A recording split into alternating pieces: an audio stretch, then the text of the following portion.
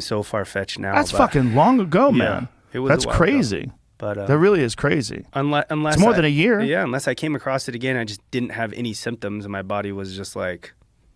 Well, SARS-CoV-1, right? The original SARS, whatever it is. I don't know if they call it SARS-CoV-1. It's just SARS, original SARS. People have had antibodies for that for years, you know, and they think that, well, it's with you. Listen, if you got it in February of 20, and here we are, how many months is that? 12, 13, 14, 15. That's a long fucking time, dude. Yeah. More than a year later, you have antibodies. It's interesting. I was on an elk hunt in New Mexico last November, and two of my buddies, like a day after we got back, tested positive for it. So maybe and I had zero symptoms, you but were I didn't get tested. asymptomatic. Maybe. Because you had the antibodies already from February, and then it probably just went through your system. Wild speculation. I saw this yesterday. Wait a minute. Wild speculation on this show? Man. The fuck are you doing? They're saying the white-tailed deer have antibodies. Yeah, I've seen that. If you eat that, would it show up, do you think? It's a good question. That's a good question. Very good question. I did not know that. That's crazy. Yeah, there's quite a few white-tailed deer they've tested that have antibodies. How the fuck are they getting it? What the Who's fuck? coughing on deer? Right? How are they getting it? They're outdoors always, only, right? Yeah. Wait a minute, maybe not. Maybe these are deer that were in one of them farms. Yeah, which it is, could have been. But by the way, a fucking petri dish of diseases. They think that's one of the main sources for CWD. Really? Like chronic wasting disease? It says they tested 600 deer in 4 different states. But where are they getting the deer from? Yeah, these How are they can't be getting wild. these These deer? these got to be high fence operation, I'm guessing. See, but if that's the case, you got a bunch of fat dudes that don't take care of themselves coughing on these deer that they're feeding. I fucking have a real problem with that whole feeder thing, man. Yeah. These people like sit in front of a feeder and wait for these deer to show up. Look, it's one thing if it's just you're just getting meat and this is how you do it. Yeah. But you kind of shouldn't call that hunting. Yeah. You're harvesting. It's killing. Yeah, you're it's killing. You're killing. Yeah. Look, I'm all down for it if you got invasive species like wild pigs and stuff like that, but it's the Texas situation is very odd. Very odd. It's mostly private land, huge ranches, Giant, and a lot of people hunting over feeders. Like I was talking to these guys, like, you hunt? Yeah, we hunt too. Yeah, my buddy's got a ranch. We sit in front of the feeder. I'm like, stop, Done. stop talking. You're not hunting. You're waiting. Yes. Yeah, you're waiting. I guess you got some of these like insanely thick. What do they call those? The Senderos? No, Senderos or something. They use a Mexican word for some strange reason. Right?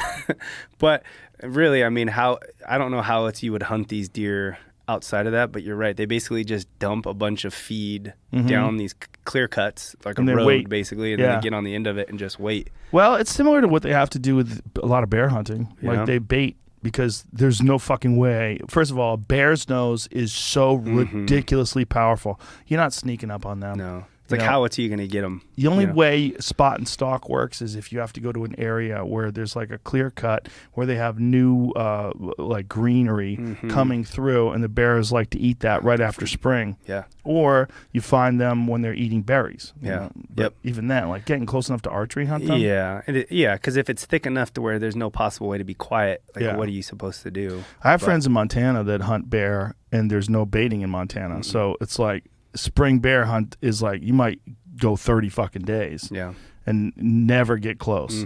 That's how we are in Cali. You can't bait. Can't even run dog. They used to run a lot of dogs on them where they'd tree them, and I'm not you know, if it's keeping the population down, that's cool, but it's not something that ever interests me to do. But you know, we can't do any of that anymore, so it's all basically spot and stock like Montana now. Right. And I bet archery success in California has to be so low. I'm not sure, yeah. I know at Tejon Ranch they kill a few every year, and big ones too, but they use rifles. They were trying to outlaw bear hunting altogether last year, but they had that put bill the come kibosh through. on it. Yeah. Well, when people started understanding the numbers and go, hey, do you know what the fuck you're talking about? Like you're just, it's like Ranella always likes to describe bears as charismatic megafauna. And this is the thing about bears, because people think of them as like stuffed animals, or teddy bears, or yogi. But if you're a person who lives on a ranch, you understand what these things really are. These are the things that eat calves alive. These are fucking predators, big, giant, fast-moving predators, and you have to control the population. Yeah. There has to be predator population control. But there's a thing about laws that get passed in high population density areas where the people never have contact. Yeah. Like in BC, they outlawed grizzly hunting. But meanwhile, people that I know that live in like rural BC are like, fuck. Like you assholes in the cities, you don't even know what you're banning. You're banning hunting these things that you have to hunt, because then they're going to hire people to kill them now. And so then these guides aren't going to make any money. The outfitters aren't going to make any money. More people are going to get their shit eaten. And Animals. more people are going to get attacked. Yeah, because they're going to get less nervous around people, because now they're not going to think of people as being hunters anymore. Yeah. It's not good. Well, I mean, how few people really other than talking about it on podcasts like this one, or on Meat Eater, or on any other podcast where people have like common sense discussions about wildlife management, most people really have no idea. No clue.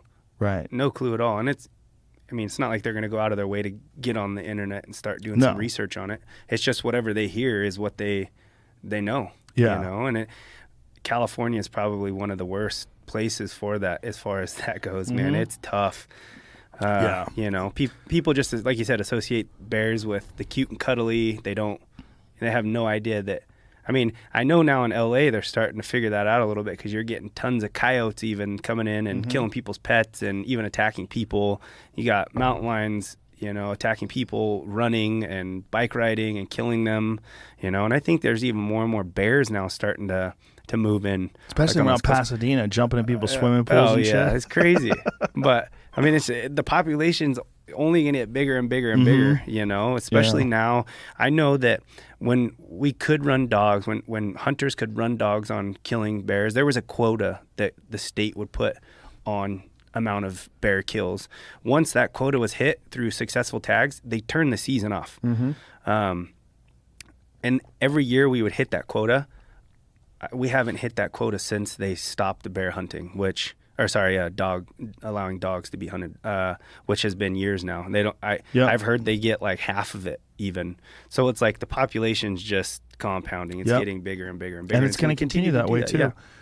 Because the people that are making the votes are all city dwellers. I mean, the amount of people that live in the cities, whether it's the Bay Area or in Los Angeles, it's like, you know, most of the population of the state. But the crazy thing is, when you make that drive from Los Angeles up to San Francisco, you pass farmers. It's all rural. They all have Trump signs up. It's kind of weird, right? It's like, is this really California? Like, what is this? It's crazy. Yeah. And then when you get up into your area, like Sacramento, man, there's a lot of hunting and fishing going on up there. People don't know. Sac North, it's almost like Sac North, it's almost like a different state, man. Yeah. It's crazy, but man, I don't know. I don't know if things are ever going to change for the state as far as that goes. I mean, if there's not better game management, like our deer herd, California's deer herd is struggling big time. Yeah. We can't kill mountain lions, obviously. That's another predator that's just compounding. It's just continuing to get no bigger management at all. Nothing. Yeah. Nothing. Unless they kill pets and they get a depredation permit, and then all the wildlife nuts fucking threaten these people. And now they've even made some, like I said, I have a buddy that's a county trapper, and they've made it even harder now to take out problem animals. So like a mountain lion, say it comes in and kills a horse or whatever. Like it used to be, he killed my animal, I'll get a depredation permit. We either see it, we kill it, or we set a trap, catch it, kill it. Now it's like, I think there's like 3 strikes. Like it has to kill 3 times. It's like a felon. Yeah. It's fucking crazy, dude. My buddy's just like, this is absolutely insane. And it's not based, again, on sound wildlife management principles. No, We're wildlife biologists. It's people that don't understand what they're managing. It's like having nuclear waste managed by stand-up comedians. Yeah. You know what I mean? It's like, you don't know what the fuck you're doing. Like, why are you doing this? Yeah. They really don't know what they're doing. And, you know, in San Francisco, where they've killed a bunch of mountain lions that have killed people's pets and stuff, one of the things they found when they do necropsies on them, and they check out their guts, they find out what they've been eating. It's mostly dogs. Yeah. They're eating like 50% pets. Yeah. It's crazy. I mean, it's crazy, man. I don't know if we're ever going to do anything about it, though. That's the scary thing. Like, bro, if a mountain lion ever killed Marshall, I would become the mountain lion punisher. I would fucking decide that I would dedicate my life to killing those cunts. Oh yeah, I've already had one dog get killed by a mountain lion in Colorado. No way. Yeah. Oh yeah, back in 2008 or 2009, I guess it was. No way. Yeah. Just in your backyard? Yep. Oh. Yeah. Dude. Bro, they're fucking nasty cunts. Mm-hmm. I've seen videos online of, like, I think they're like home cameras, like security cameras that catch it, you know? It's killing a crazy, dog. Yeah. They kill a lot of dogs. I had, and this happens all the time, you know, I'd go and ask permission landowners, and, you know, usually it's these sometimes it's an older lady, and this one in particular was an older lady. She had 2 little like white fluffy dogs, and I asked if I could hunt on her property, and she told me no. And so I would just hunt the property next to her. I was just trying to expand the property that I could hunt. And so I'd be out there, and this probably was like months later. She comes up to me. I was out there scouting some deer, and she's like, you know, I'd really like it if you saw these coyotes and shot them. One of them, I watched them pull my dog away and basically killed it. It was one of her little white fluffy dogs. And it's like, man, it sucks that that's what it takes for a lot of these people, like something traumatic in your life to be taken away for you to understand like the benefit of doing this, you know? Like if I was able to hunt deer on your property, if you wanted me to kill coyotes, I would take care of them for you, you know? Right. I'd keep the population down, but it's like, obviously I did it. I was trying to help her out after that, but it's like, you know, I don't know. It's just to one keep of those population of coyotes down is a fucking full-time job, son. I've heard something crazy, and I don't know how true this is, but it's almost like what was it? Like if you kill coyotes in an area and you bring the population down to a certain amount, they know that, and they rebreed. Yes. To like double in size, or like it's 100% true. Yeah. How crazy is that? There's a great book called Coyote America. I think that's where I've heard. Yeah. A guy named Dan Flores, who's been on the podcast before, is a brilliant guy who's so I believe he's a wildlife historian, and he was a professor. He was actually one of Ranella's professors while he was in college. And what happens is when coyotes yell at night, it's basically a roll call. They're like, and they try to find out where everybody is. And when one of the coyotes turns up missing, the females have more pups. So all the females breed more. And that's one of the reasons why coyotes are everywhere. And apparently it was a strategy for coyotes to survive with gray wolves, because gray wolves hunt down coyotes and kill them. And so because of this, the coyotes had to figure out how to expand their range to get away from the gray wolves, and how to breed more prolifically every time they got attacked by wolves. Gotcha. That makes sense. It's pretty wild shit, man, because the coyotes were smarter than the wolves, because when they figured out how to kill off the wolves, and what they would do is they would shoot a horse and then fill it up with strychnine and like pump its veins with strychnine and then leave it there for the wolves, and the wolves would eat it and die. Gotcha. But the coyotes like, not today, bitch. Yeah. And the coyotes kept expanding. So now coyotes are in every single state, in every single city in the country. And 100 years ago, they were only in the West. Really? Yeah, they were only in the West. I mean, this is a relatively short period of time. They've expanded through the entire state. They're in fucking Manhattan. They really are. What? You never seen it? No. There's videos of coyotes in Central Park. That's nuts. Pull that shit up, because you need to see this, because it's so bananas. They're essentially a small wolf is what they are, which is why the red wolf and coyotes have bred in some parts of the South and I think the Southeast, and they've developed these hybrids that they call coy wolves. So it's like a larger coyote. And I've seen, like in New Mexico, they have Mexican wolves, but they basically look like a big coyote. But I think that's another kind of subspecies of it. Well, I mean, a coyote is a wolf. That's the thing that a lot of folks don't know. It is a wolf. It's just a small wolf, but a really fucking clever one. Yeah, they're so really smart. Sneaky. Yeah. And all these Native Americans have these, look at this, these motherfuckers. Dude, Look at that, in Manhattan. What the? Fuck out of here. No way. Central Park, coyote. That's a healthy looking coyote too. Check out this coyote stalking his way through Central Park, or its way. Wild, dude. Look at that. New York park officials offer tips after coyote sighting in Central Park. Bro, they're everywhere. Wow. They're literally everywhere. They're in the Bronx. They've seen them in abandoned buildings in the Bronx. What the hell? Yeah. The fuck? He darted it. Look. Yeah. It's got a dart in it. Oh, wow. They jabbed him. Man, that's crazy. I had no idea. They're probably tranking him, trying to capture him. Wild shit, dude. Yeah. Yeah, it's crazy. And people that just don't understand hunting or population control, they get so pissed off. It's predators. It's a predator thing. Bears. I mean, you see these people, I have buddies that go out and do these coyote derbies, basically, when in the area they'll bring a bunch of people in and everybody tries to kill as many coyotes as they can. And it's very extreme, I get that, but it's like in an area, that's very highly populated with coyotes. It's something that can help control the population very quick, and it's something that needs to be done. Yeah. If you want to keep your dogs alive and you want healthy populations of deer and a lot of other wildlife, like you can't have an overpopulation of anything. And the only thing that balances that out, other than nature itself, and the cycle of nature itself when it balances out, is a cycle of starvation and disease. Which it's not good. No, not good at all. Not for good. anything. For anything. Or anybody. Yeah, but that's how nature balances it out. The only other solution is wildlife management. And that's where wildlife biologists do an accurate assessment, a survey of the area. They find out what the populations are, and they figure out how many of each animal that they can pull from it.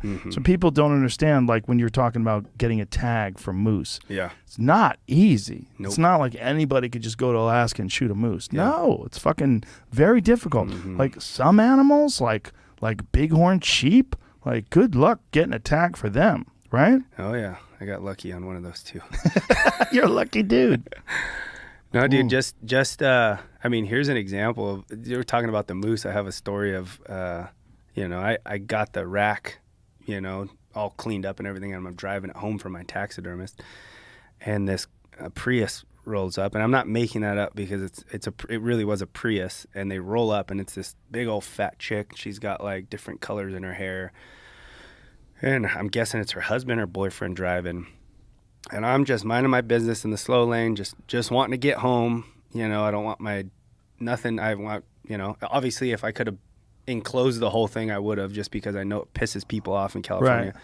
And I'm driving, and this lady comes rolling up next to me, flipping me the bird, and she's cussing and yelling, and they whiz past me, and I'm just like, jeez.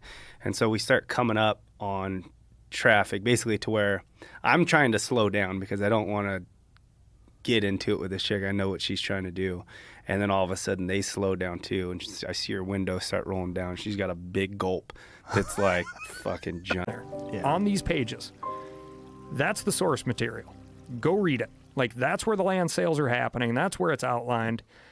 The text is there. It's the journal of the government, printed every day online. Go read it. And, for the little stuff on the podcast, I don't have to deal with it. It's like the Montgomery Teller said an alligator came out of, right. I don't say that. Cal's Week in Review. Yeah. Yeah. Tell everybody your podcast. Cal's Week in Review. Yeah. We do news, outdoor news, and we cover legislation. It's fun. Like this. It's a fun podcast. The legislative desk. Yeah. Yeah. It's fun. You have a good time with it, though. Man, there's some good times. There's some burnout times, right? Yeah. Where I'm like screaming into the void. Like, guys, this land sale's coming. Yeah. Yeah. Coming hot. Well, people listen to you, fortunately. Oh. It's got to feel a little good. Doesn't it feel good that people united and listened?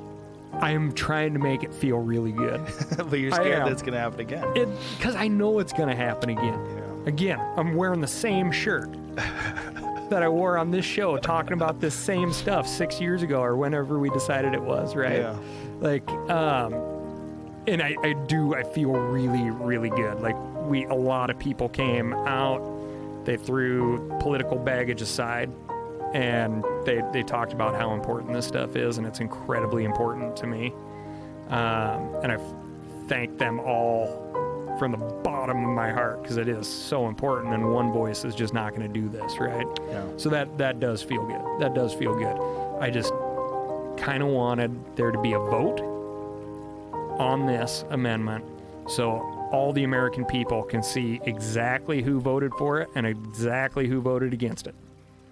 Yeah. And just lay it out on the table for everybody. That would be nice. Yeah, and it'd be nice to see like what special interests were involved, like what money was pushing it in that direction. Yeah, absolutely.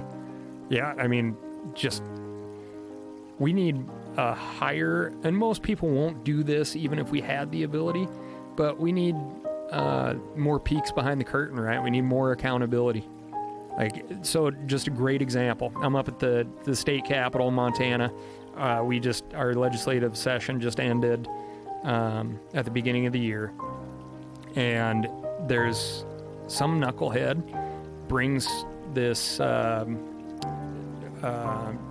judicial amendment up to join, for the state of Montana to join Utah's lawsuit to sell off 18.5 million acres of public land. And 115 people showed up to testify against the state. This is during work hours in a Montana winter. 115 people show up to testify against this. And there's some online too there, to be fair. Originally there were 10 people signed up to testify in favor of joining the lawsuit. All 10 of those people drop off. They only give everybody 2 minutes to testify in front of committee. Everybody testifies, don't do this, bad for Montana, bad for all these other reasons. Professional people, some lobbyists, nonprofit people, but just a lot of people being like, yeah, I'm a dad and this is where I take my kids. Like, why would we do this? That committee approves it and sends it through. Wow. And there's no accountability. You can't say, okay, how many people called your office? How many emails did you get? None. Right. Your representatives just decide against the will of the people. The ones that showed up and were vocal, right? Yeah. So how do it work? And Right. and I understand why people do not trust this stuff, Well, they right? Like, shouldn't, that's a 'cause hard experience to have. It's hidden on purpose, you know? They want to be able to do what they want to do.